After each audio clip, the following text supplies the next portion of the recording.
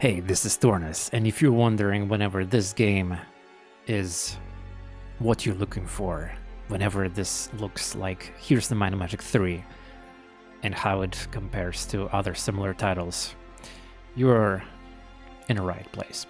Because I'm not going to be focusing here too much on campaign, skirmishes, showing gameplay in regards of battles and all that. Like, there's plenty of videos for that. I will be showing you what's important. I will briefly show you the comparisons and features of the game, what is unique about this game, and just describe in general what is going on here. So, Silence of the Siren, the game that was just recently released finally in early access on Steam and platforms by Oxymoron Games, developers that are already successful with their previous title called Project Hospital, got a lot of reviews. And this game has been in production for quite a while. In fact, you can find like 2-3 years old videos for this, which honestly doesn't look even that different. They're like early demos, alphas, prototypes. It looks already for what we have here. So the main question for most people is whenever this game is, you know, quote-unquote clone of the Heroes 3, the inspired and all that, and how well it does. The short answer is it is, and it does it very well. So we don't even have that many games these days that fall into the, you know, category of Heroes and Might and Magic likes, if you will. Yeah, there's a great game called Songs of Conquest that was also recently released in full version. Again, fantastic game, successful, popular, but the DNA of that game is quite different from the Heroes and Might and Magic formula. The Songs of Conquest is, as you know, it is very, very different from Heroes 3, and some people like it and some not. And of course, there's people who wanted to have a closer to Heroes and Might and Magic 3 experiences in our current day and age. And here we have it. A space-themed sci-fi game, sci-fi, excuse me, that features alien species of factions. And currently there's like 4 factions in the game, plus the neutrals. Well, technically 3 playable, but 5 is planned total from the roadmap. And yeah, you might like these factions or not. Honestly, it doesn't matter. It's all about the gameplay and the aesthetics, visuals, how it goes. Yeah, but yeah, we got the space alien bugs race. We got the space moles, and we got the space pirates, outlaws kind of faction, and we have also robots, human. Like race, which is generally you're gonna meet them in campaign for the time being, and I don't know what about the 5th one. Yeah, so if you're gonna start playing this game and you're gonna go to the tutorial, you're gonna be greeted with a bunch of useful tutorials, prompts, and forced controls, and you're gonna just like immediately. Oh, I know that already. I know if you played it, Here's the Might of Magic 3, of course. Oh, this is the same thing. This is the same thing. I know that already. I know that already. We got the familiar, the city screens. Everything is familiar. The combat is familiar. The spells are somewhat familiar. I will show you, by the way, the roadmap a little bit later. But yeah, the good explanations are really nice, by the way. I like how everything is explained, all icons. Good job, developers. Now let's go focus on something that is different from Heroes 3. So yes, a lot of mechanics are, you can expect movement, the exploring, resources, the mines that you gather for resources, the chests, experience, the army, you name it. But there are differences, and one of the differences is that actually I'm really excited about this one because, you know, in Heroes of Might and Magic there's this annoying mechanic that forces you to min-max, and I'm talking about the hero total speed movement points on a map. So if you have a unit that slows you down, you will get a much slower movement per turn. In this game, there is no such thing, so there's no unit parameter. There's no, like I will show you unit screen here. There's no parameters such as speed. There's initiative, move inside the combat, and other things. Yeah, you don't have to. Of course, there's muling. You know, multiple. You can make a chains of characters just like you expect, but you don't have to worry about min-maxing the highest speed units in army for that. There's a lot of other useful things you can do to increase your total movement points. So the first thing that I want to mention that is quite different in this game compared to the Heroes and Mind Magics is the kind of like 4X a little bit elements, you know, games from Age of Wonders and what's not. So you have a feature called building, and you can build some support things like outposts, which are defensive thing, negotiation related there. Mining probe is, in my opinion, the most important one, especially at the start of the game, if you can afford a couple of those. And there's the drone dog, which is basically a small detection thing. And there's a turret, which is provides the support, plus you can, it's like an extra garrison basically. And speaking of the mines, let me, I mean mining probes. So this is probably the most important thing about building, as you can see I have a couple. So how it works, you put it with the price, one moment. So the price of the drone is this, so your mana, your movement points, the gold, and this green resource. The green resources is kind of rare at the start of the game, so be careful. And the money is also, you know, you should probably invest into castle buildings, yeah. And the mana, well, mana also sometimes needed there. And most importantly, movement points. You're gonna drain your character from progressing and getting a tempo to explore stuff. But the cool thing is that the earlier you put this drone, the more it's gonna mine, and the more turns pass. And as the time goes forward, you see this drone, the probe got so many resources already collected, and this one is a fresh. This one is also old, and I think I have a couple drones here. Nothing mined yet, yeah, it's a fresh. So yeah, if you could, it's kind of like interesting investment long term. The idea is that opponents can destroy those and steal resources too, but you put them somewhere near your main base where your characters are, so you can snatch those resources. Especially it's really useful when you need to suddenly, you know, build expensive things that you don't have resources for trading and not enough gold or some other reason. So it's kind of like a pump in economy. Yeah, this will be very useful. The rest of the functions here is the camp and stuff like that. So another cool thing about this game compared to the Heroes and Mind Magic is they kind of evolved the character screen, the commanders, aka the commander's screen here. So you got your army, you got the inventory, you got equipment and consumables. This game features consumables, and they all vary from very OP to like very useful stuff. So you got the canisters, which gives you just once per turn movements. If you use it, there's a regeneration of mana, which is energy here. Learning skills, learning spells, kind of like scrolls, if you will, if you can learn them. There's really powerful item that is looking like a bow. It resets the... so let's assume... So let me show you something cool, actually. It's a pro strat. So there's a Tomb of the Swordmaster. It gives your hero once combat permanently +2, right? So it's one of the stats. And with that item that I just mentioned, you can reset the closest one-time visited building thing. So it resets the memory of the building, the closest one that you have. And it's so useful. You can definitely exploit that. You can see that my character got the most combat powers because of that. I definitely use that strat. And speaking of the stats, there's 3 stats in the game only. They're kind of like combined. So exploration proficiency is movement points related and visibility range. There's a combat power which increases the damage and defense of your units. And ability strength is, well, spellcasting power, yeah, in this game. So it affects the be your abilities and energy buffer. So very useful stuff indeed.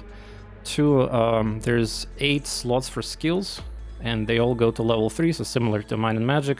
Though in this game, please read description of skills, because there's some skills, let me show you the good example with this character, I think. There we go. I have building here.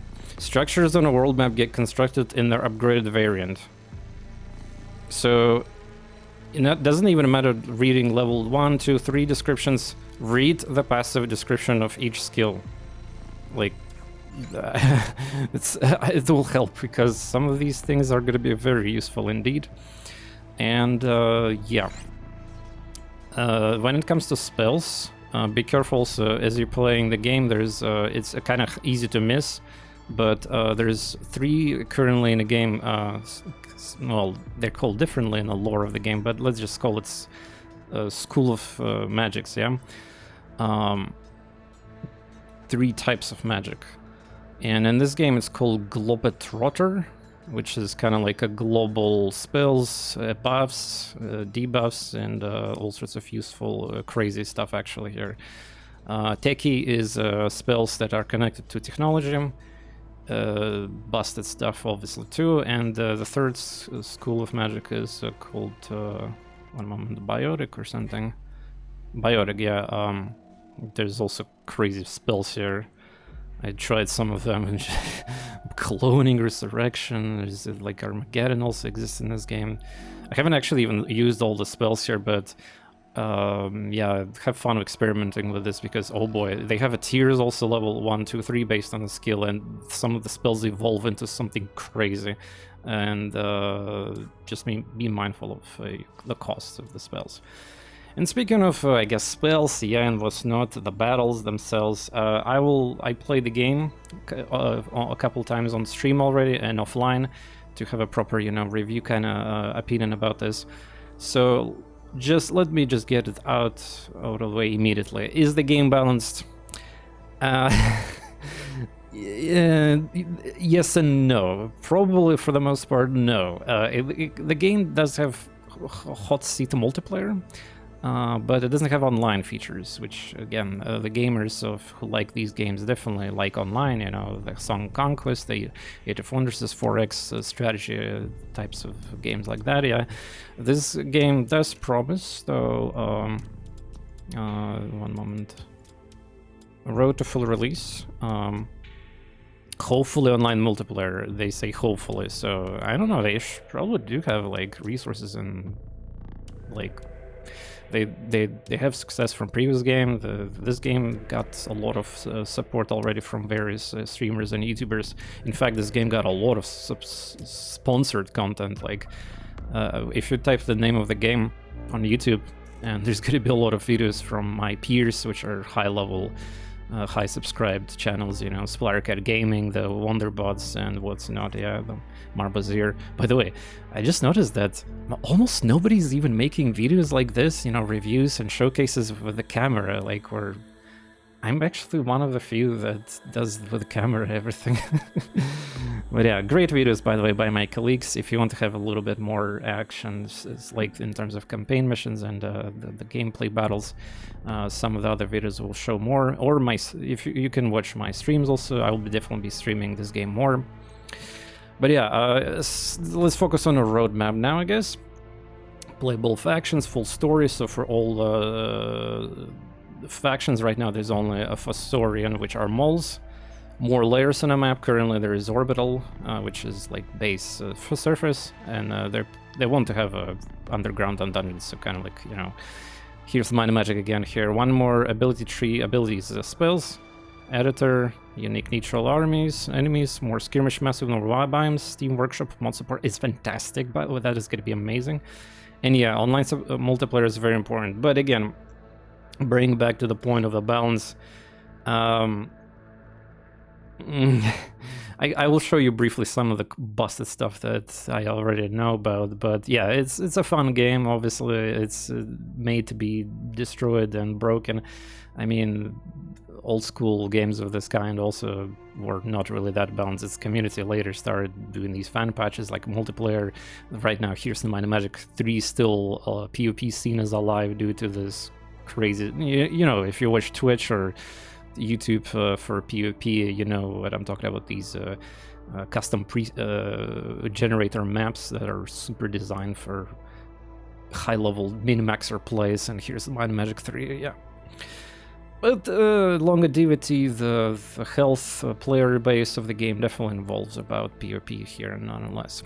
Also, since I'm in a menu screen, let me do a pro tip here. Disable autosaves enabled, because if it is enabled, you're gonna get spammed. Every turn you're gonna make, every single turn is gonna be autosave.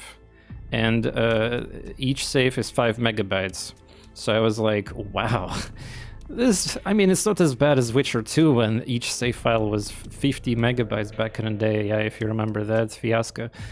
And they were making them a lot, so it was flooding your C drive really fast, especially back then when space was less. But yeah, still annoying. The 5 megabytes per each turn is ridiculous. Hopefully they will decrease it in, well, probably not, but just you can there's quick save function, F5, and you can manually do some saves, no problem. Again, personal suggestion, I would say. Just need to, don't be surprised when you see in C drive in your documents local like roaming folders, a bunch of megabytes, even gigabytes if you play this game a lot. So, speaking of continuing to unique things about the game, unique things. This game features the night and day system phases.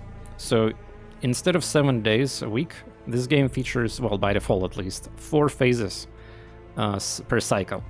So cycle equals week, kinda. So each cycle you get the new units in the bases, yeah, and there's also a good gameplay reason for that. So I will show you even here. So look at that. Perfect. There's a unit, this one, transforms according to light level. At the start of this skirmish map, this was impossible to defeat, by the way. But yeah, this monster have crystals that shooting, and they hurt a lot. And during daylight, at night, they're not going to do that, and they're much weaker. So there's obviously visual, like I can skip turns here. I will show visually. Game is rendering here everything, pretty cool. And now it's nighttime, yeah, the phase 4. And yeah, there's a lot of night effects. Some buildings shine better, the units are shining better. There's some environmental things like traps and damage things like on a map here, structures, yeah. The giant mushroom here and hail spores. Anyway, so as you can expect from this game, it's just like Here's the Might and Magic. You got your standard formula of castle, mines, resources gathering, chests, and well, it's all different skinned, yeah, different names. You can hold Alt. There's a lot of dwelling places to explore. There's obviously utopias, dragon utopia kind of like thingies present on the map. And the portals exist. There's actually pretty cool design with the portals. Pretty much everything that you know from Here's the Might and Magic is present in this game on a map too. All sorts of useful buildings to visit. And even side quest buildings exist. I was surprised to see it in this game. Yeah, there was even side quest buildings. Yeah. So I told you about day-night, I told you about the screen, consumables. There's a difference between normal artifacts and strong artifacts. They're called equipment and artifacts. There's only by default 1 artifact, 4 slots for equipment. These are kind of like small quote-unquote artifacts. Also in this game, to equip artifact, it costs energy, so you don't forget to level up ability strength, because some artifacts like this one, it costs activation 105 energy points. So you cannot even equip this thing if you don't have enough ability strength. which is increasing your maximum mana pool on top of other things. So there's that, and yeah, a bunch of useful consumables. You can also, in this game, you can collect chests for different, so I'm not sure if I can show it here. Then I think I can take this one. Let me show quickly something cool about the chests. Oh yeah, you get also experience by just simply exploring. Doesn't matter, I just want to show you how it is. There's a computer here walking, doesn't matter.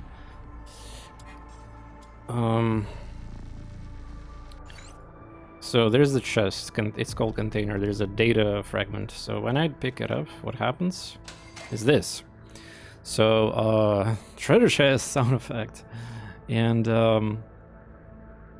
you can keep it as a consumable or sell it, which gives you money.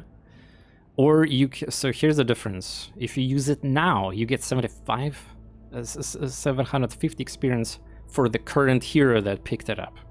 If you keep it, you're gonna only get it 500 as a consumable later on. Which this is super cool because you don't have to worry about in a campaign picking up chests with the right characters constantly. You can continue tempo with exploration, picking up loot, you know, killing army with main, and then picking up loot with others, and then picking up all these things, consumables, even the chest, so to speak, so with experience, and give it to the main character if you want to pump main character to the max potential. Indeed. So that's how it works. Yeah. Also. One moment, there's a pretty funny reference I think I noticed by accident. One of the spells is called in this game Jerry-rig, which is it's interesting spell that creates a new unit from destroyed technology unit. So Jerry-rig name. Well, I think it's where is he? There we go. They both, however, start scratching in level 6 with deeper grooves at a level 7. Jerrick everything, very famous YouTuber. I'm pretty sure that's reference. Even icon for the spell is like this, the knife tool thing that he sells also. So yeah, pretty sure the developers are fans. And speaking of developers, I forgot to mention it at the start of the video, but they're from Czech Republic. So it's European, again, pretty cool games coming up from Europe. Honestly, back-to-back covering and streaming and reviewing some really incredible European products these days. Yeah, now let's touch about the art style of this game just briefly. You probably saw it already. There's a lot of variety, different biomes, so it's not day and night cycle. The units, I mean, it's all hand-drawn, very nice, very nice. No AI involved. If you're sick of pixel art, definitely gonna enjoy that much here. There's a lot of details, beauty. It's easy to see things even without alt, if you play for just a little bit. It's like one of the complaints in Songs of Conquest is that it's actually hard to look at objects, and they get, you know, how to say it? They get blended in, yeah. In this game, it's kind of like in more Age of Wonders. It's clear to see where is what, yeah. That is definitely a good plus. And what about the music? Well, let me show you some music samples. There's a Comet music in whatnot, but there's the screen of the city from Fossorians, which are moles.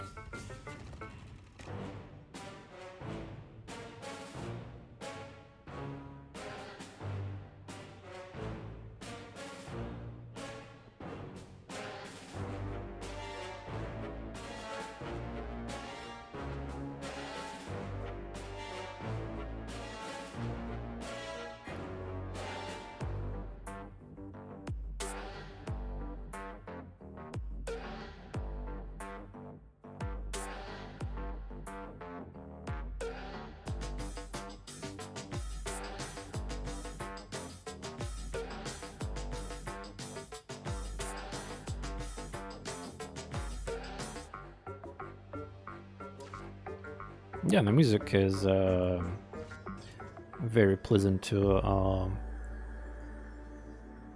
listen to. They definitely delivered the music for their cities and factions, and there's some of the battle musics I definitely like more than others. I also, developers, if they're gonna listen to this, maybe by the small chance, I noticed that some music tracks in a battle, they're not like looped ideally, but again, I'm not sure if they care for that right now, at least. I mean, after all, the early access was released just recently. So yeah, what else I should show right now? So I'm just worried that I missed something unique. Well, let me remove my camera, I'll show you. So in this game there's less resources, but almost the same amount. There's gold. Lumberite is basically kind of like combined wood and ore. Then there's alloys, biomass, and the rarest, radiant. Then there's also an item called fusion cores. These are extremely, it's not XCOM, these are extremely rare items that cannot be found in, you know, Dragon Utopia type of buildings, and completing some crazy side quests here, and they're really rare, yeah. Defeating powerful army stacks. So the fusion core lets you just instantly build anything that costs something. Let it be upgrades, let it be castle buildings. Oh, speaking of upgrades, each mine in this game can be upgraded. Building even. You can buy it with resources or fusion cores. So that increases the production or gets the defenses and sentry guns. There you can also upgrade the watchtowers, and other buildings also upgradable. So you can spend cores that way too for some reason, though I would personally recommend spending it on really expensive buildings such as tier 7 buildings, or something that you really want, because obviously that costs so much there. And yeah, this game does have 7 tiers of units, kind of just like in Here's the Might and Magic 3. Again, I was not kidding. When you're gonna buy this game and try it, the tutorial especially, you're gonna like, wow, this is exactly like Here's the Might and Magic 3. I know that already. Yes, but there's definitely plenty of new stuff and slightly different. I like how this game handles inventory, the commander stuff more. It's kind of like feels like a little modern, and their take on the magic is different for sure. I could give some recommendations for which skills to pick, but for the most part, just to read them out, get the passives going. There's some crazy bonuses in some of them for sure. Chessmaster's the tactics. A lot of the skills are kind of like renamed to different things. Yeah, you can expect.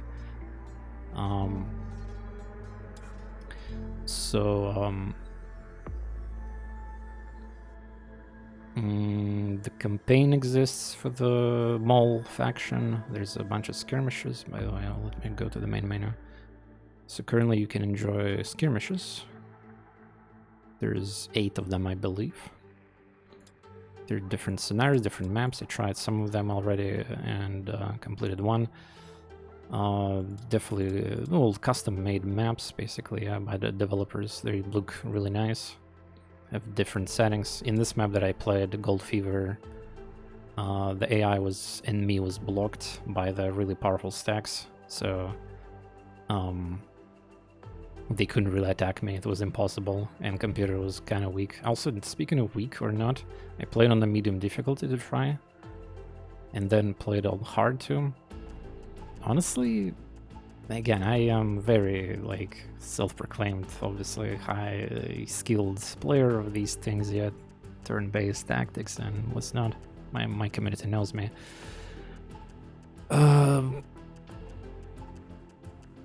I fought against castles, various armies. I don't think the AI in this game is hard. Yet. In fact, I believe maybe it's even undercooked. It's open to a lot of exploits. And speaking of exploits,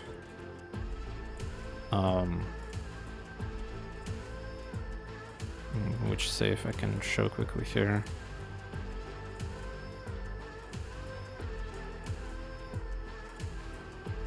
This one, So just a battle here, If you're gonna play with the bugs race, which is called Children of the Source, you can let me explain how to play with this faction basically, and how to invest very little resources and dominate the maps. So they start with a tier 1 unit, which is very looking weak, and oh, by the way, I should mention that every unit in this game, they have a base state, an upgraded state, and guarantee there's ability of something. With upgraded version got ability. You gotta read these through and understand how they work. And just like in Here's the Mind Magics, you can expect early game to upgrade tier 1, tier 2, tier 3 relatively with these. Tier 4 and 5 and beyond is really hard to produce because there's requirements for other buildings. But let's focus again on these couple first units. So this unit is a cleric effectively. The entire faction is a technological robot units, kinda. They have the tag. This tag here and tech unit. So at the end of their turn, heals and replenishes units and nearby friendly stacks. Every single turn, for free, as a passive. It doesn't just heal. It resurrects. Now let's move on. This is just a normal war unit, nothing else. They just can fly, but nobody cares for that. You need to make sure that they don't die. And the tier 3 unit, the blazing one, bright one. This is a turret that can transform into turret or into shooting units that are also precise always. Oh boy. So at the start of the mission or skirmish, I recommend rushing to these tier 3 units and buy in a tavern any hero that might have also these turrets units, because they're tier 3 and they're tanky and they're big and strong and really nice for this early game.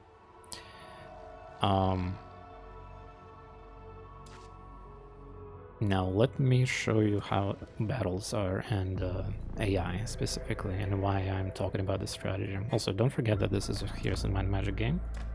You can do something like that. Good old splitting army 2-1.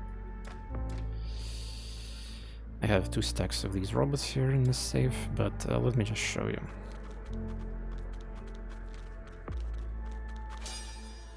So in army here there's a shooter unit, and we're gonna take advantage of that for the demonstration. They just killed 13 my turrets. Oh no!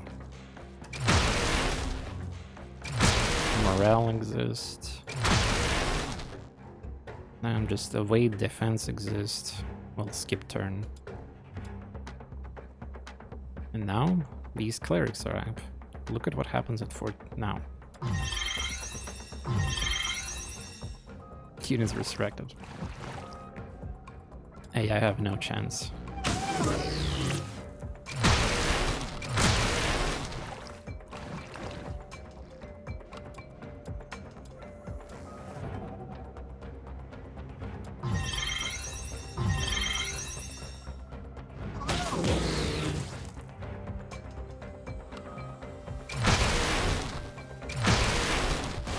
So in a case like early game, if you don't have initiative, because this unit shoots first, so they kill, and since they're gonna like cycle killing, unfortunately, they're gonna still kill like 1 unit. If we want to win this without losses, you need to possess a unit with higher initiative, or you can use spell to kill them, or you can use spell like repair to heal manually. And then you won. Very powerful stack for the context of that mission, I guess, but I won without losses. And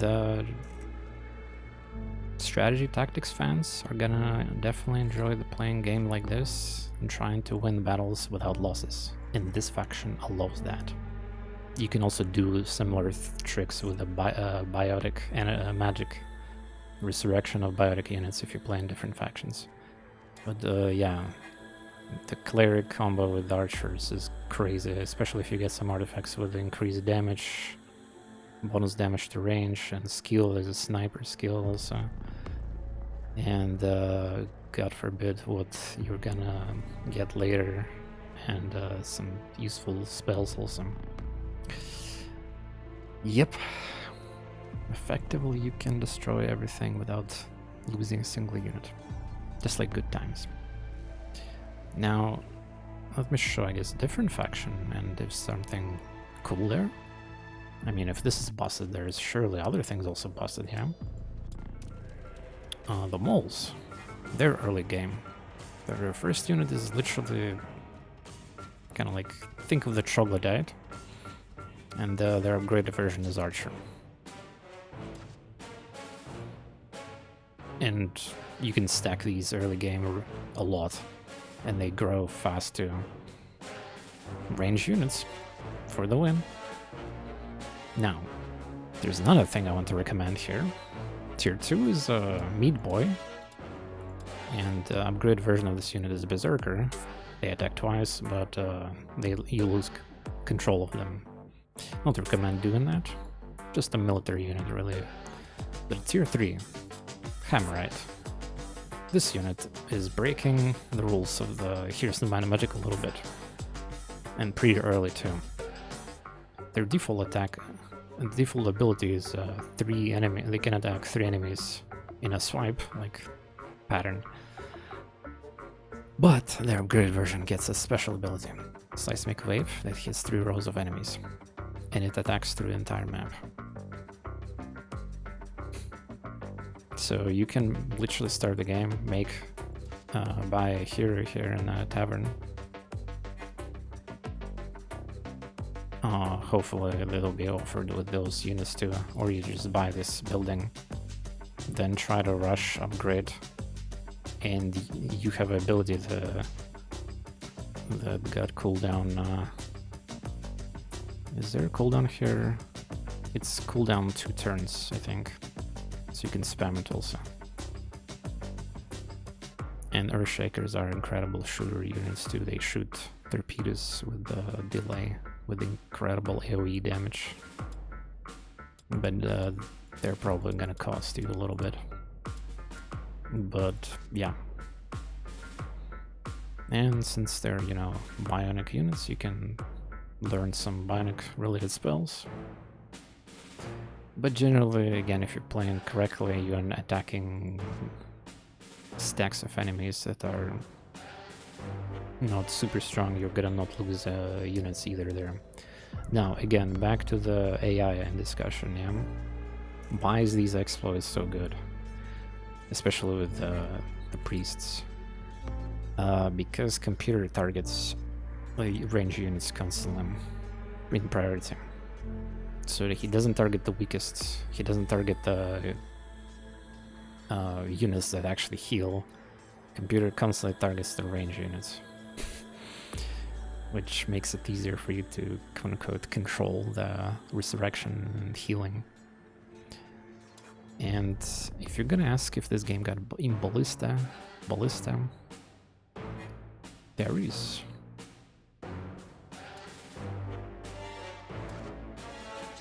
Each faction, one moment, got a special building for the mechanical slot.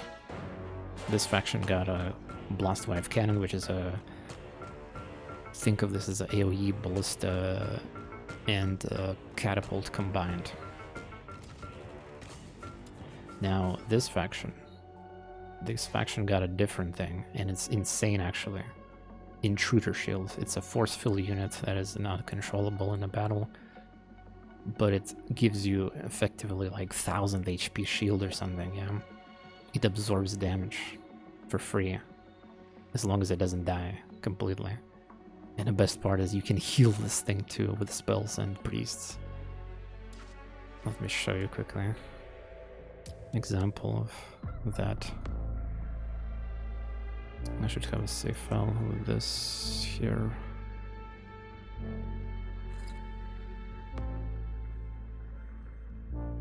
Yeah, there we go.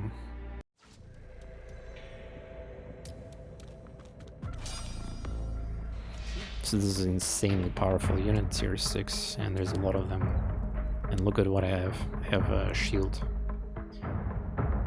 There seems to be some exceptions at what kind of damage can go through. I think ranged magic damage still can ignore this.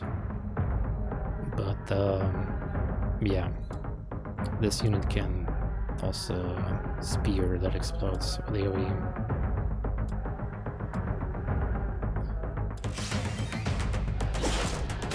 It goes to the... You see? It tanked the damage.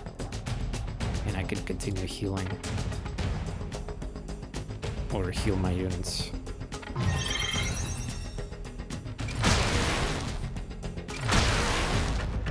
And cleric's gonna heal everything.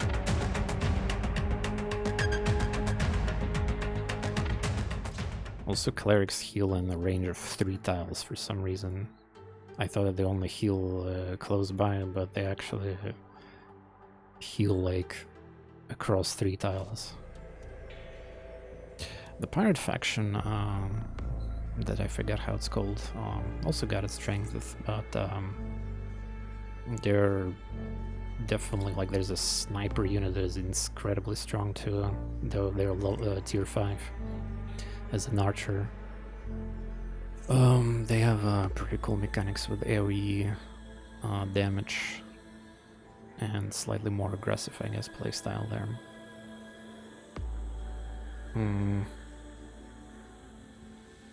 So yeah, that's kind of like some tips to how to play. Don't be scared to try build everything, try units, but what I was trying to say these last 10 minutes or so is that the game definitely is not, you know, balanced. It's not ready for PvP, I would say.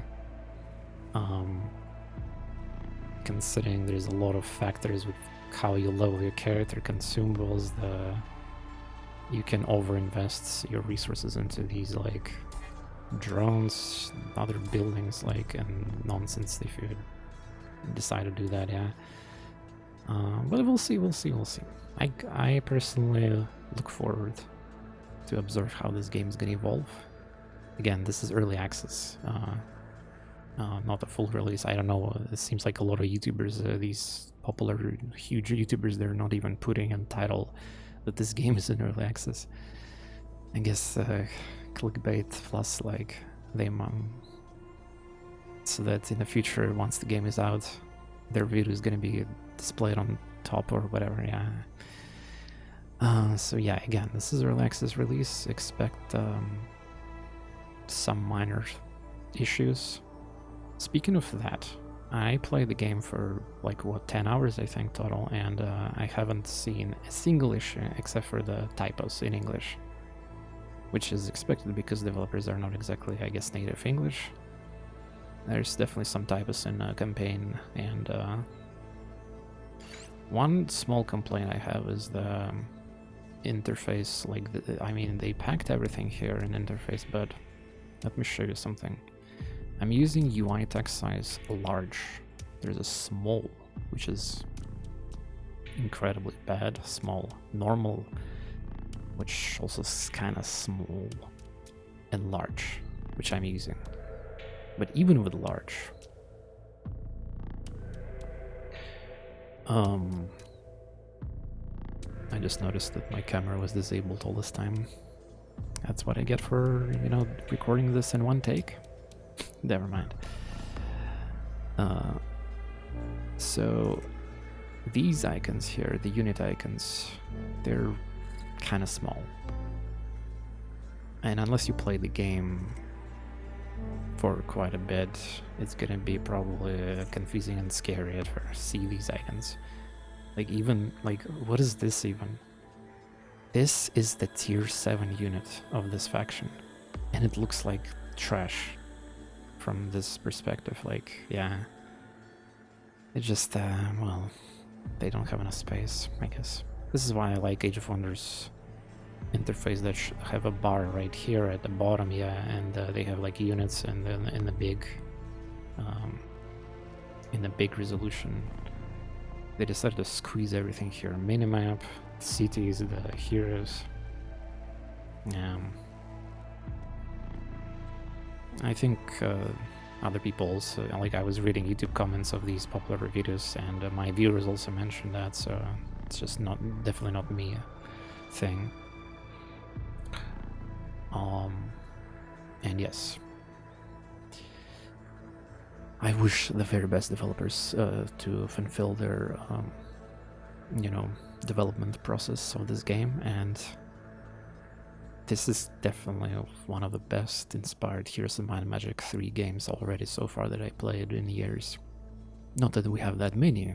I mean, there's some very, very small indie games that try to make like carbon copy clones and whatnot, but this game got plenty of its own identity and a lot of effort and love here. Sound design of units, attacks, spells, well thought factions with the synergies, and each faction offers something different. Basically, it will take a while for you to find legit complaint about the game, and their Steam reviews are also the proof of that. A lot of positive reviews. That being said, of course, I mentioned already earlier, there's some, I guess, the hardcore people will not be satisfied in difficulty. It's pretty easy. But I mean, come on, Age of Wonders, or old school Heroes of Might and Magic's, Disciple games, like you name it, Ether Lords, like whatever the game, yeah, of this kind. Since when those at the release were like some kind of degenerate hardcore difficulty thing there? It was always have fun at single player type of experiences, play campaign, have fun, you know. And speaking of degenerate difficulty, here's the Might and Magic's older games. Their top difficulty is boring, because you know what top difficulty does? Extra resources to opponent, less resources to you. Wow, such difficulty. Such difficulty. Just breaking the tempo of the game and letting computer get better units to compensate the dumb AI. Like, yeah, that's not really, in my opinion, great difficulty. So yeah. And speaking of Heroes of Might and Magic games, you probably know that there's a new one coming out, right? From actual brand. I keep forgetting how it's called, yeah, but the visuals looks quite impressive, and I'm looking forward for that one. From the Ubisoft. Well, the Ubisoft is publisher, but the developer team is different. So from the things that they showed already so far, I definitely look forward for that too. And you can bet that I'll be making Twitch streams and content and YouTube videos too for that. If you have any questions for this game, write a comment down. I know pretty much almost everything in this game now, so I'm qualified to answer various questions, unless of course it's some early access update in the future that I haven't played yet. Definitely have fun breaking the game. I can see that there's crazy potential with some skill combination artifacts and you know, how you play with your army, and challenges of no loss battles definitely possible in this game. More than that, I mean, you get tier 1 unit that resurrects units and heals units at the same time. It's crazy. Alright, hopefully I didn't forget about anything. Since it's early access review, I cannot give like my final verdict here, like the meme verdict with something out of 10, because this is a still game in progress. And I hope you found this video very informative and useful to decide whenever you want this game Is it you like what you see? Here's the Might and Magic 3. I'm sure you do. Have a good one, and consider subscribing if you like one take live reviews and other type of videos that I do outside of the live streams. I rarely do well edited scripted videos, so this is how we roll here. And enjoy the silence of the siren.